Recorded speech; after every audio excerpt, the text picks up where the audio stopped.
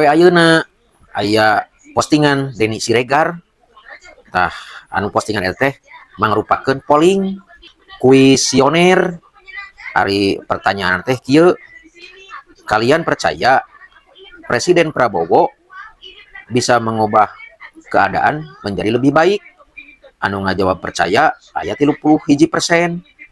Anu enggak lah, teh enggak percaya meureun eta teh enggak lah 68%. Tah lamun nanyakeun ka simkuring nya pasti moal ngajawab da teh nya situasi negara poe ayeuna saperti kumaha. Ngan sok enget pertanyaanana dina acara televisi kapungkur aya acarana teh percaya gak percaya anu dibawakeun ku Pak Leo Lumanto.